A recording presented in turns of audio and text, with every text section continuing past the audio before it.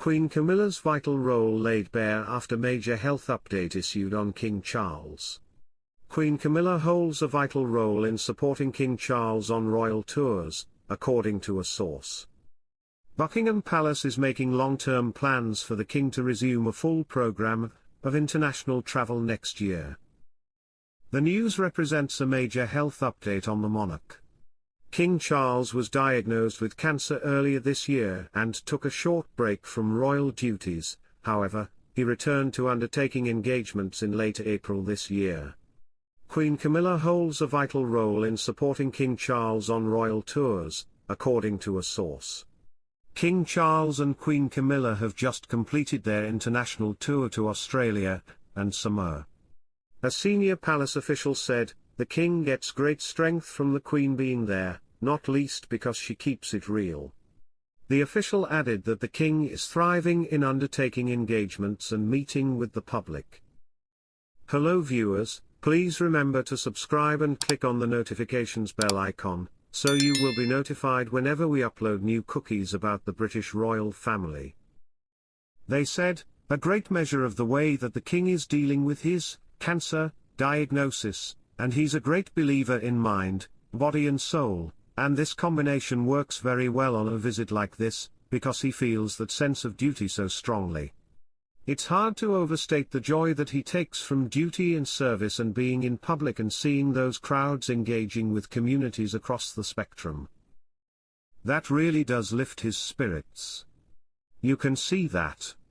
Yesterday, King Charles and Queen Camilla bid farewell to Samoa after carrying out a successful South Pacific tour. During the event, the King was bestowed with an honorary title, Toiga o Tumua of the village of Siamu. The farewell ceremony showcased the warm reception and cultural significance of the royal visit, which included stops in Australia and Samoa. This visit marked the first time the couple had travelled to the island nation. King Charles expressed his gratitude to the Samoan people in a speech during the ceremony. He said, "We've been so impressed by the beautiful way in which all the villages have decorated the roadsides. It is something very special about Samoa." The monarch thanked residents for their wonderful generosity and the gifts they had received. King Charles added, "I shall always remain devoted to this part of the world and hope that I survive long enough to come back and see you." Queen Camilla crashes filming of Married at First Sight Australia during royal tour. Queen Camilla unintentionally gate-crashed the set of Married at First Sight Australia during her Australian tour with King Charles, causing a ruckus among the contestants. The filming of the reality show's 12th season in Sydney coincided with the royal visit, which ended with an official dinner in Samoa. The competing couples momentarily put aside their marital issues as they watched the unexpected incident unfold on their television screens. Shirtless grooms and their astonished brides observed from their balconies as they realized the King and Queen were outside. Wearing a royal blue midi dress, the Queen greeted the thrilled crowd at the start of the 9-day royal tour of Australia and Samoa. The encounter occurred near One Global Resorts, the luxury complex accommodating the MAFS cast this season. Contestants seen reacting to the surprise included Jacqueline Burfoot and Ryan Donnelly, who were noticed recording the moment on their mobiles. Earlier that day, grooms Paul Antoine and Ryan were spotted among the crowd at Green Square, eagerly anticipating Camilla's arrival, according to OK. However, it is reported that the King and Queen's appearance disrupted filming, as the participants were summoned back inside by producers to get ready for an upcoming dinner party. Channel 9 cameras captured the moment of Camilla's arrival near the set, a producer informed Daily Mail Australia, but it is still uncertain whether the scenes will be included in the final cut given all the drama. The new series based on the UK original has rapidly become one of the most dramatic yet, with a first for the series as bride and groom Jeff Goebbels and Rita Sljenkovic had previously been in a relationship. On Tuesday, King Charles and Queen Camilla concluded their royal tour on a high note, with thousands of individuals lining the streets of Sydney, against the backdrop of the iconic Opera House in the late afternoon. Despite disclosing his cancer treatment in February, the king appeared to be in high spirits. While many doubted the feasibility of the tour, the king managed to make the trip down under, albeit with adjustments recommended by medical professionals. The visit's duration was shortened and engagements were scheduled to avoid early mornings and late nights, but it still proved to be a busy itinerary for the monarch. Tuesday's activities alone included a visit to a food bank, a social housing project, a literacy initiative, a community barbecue, and the celebration of the Sydney Opera House's 50th anniversary. Queen Camilla outlines mission to eliminate abuse during moving speech in Samoa.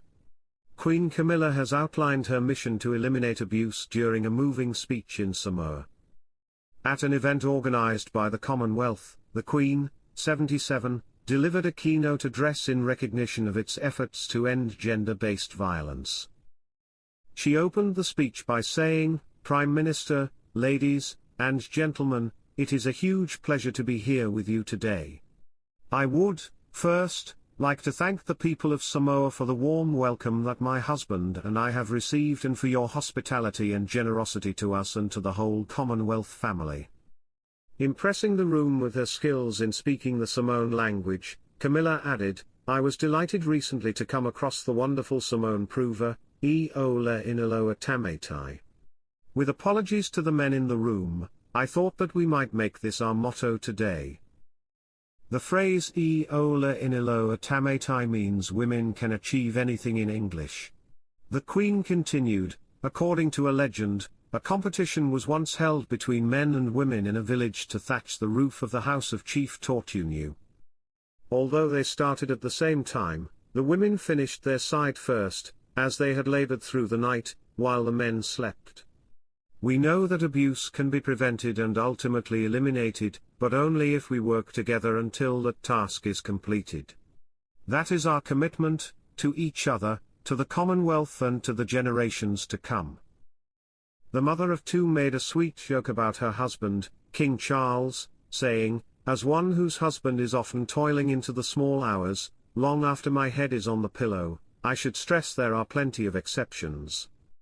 But the moral of the proverb is, women will turn their hands successfully to any task that must be done, and will work hard until it is completed."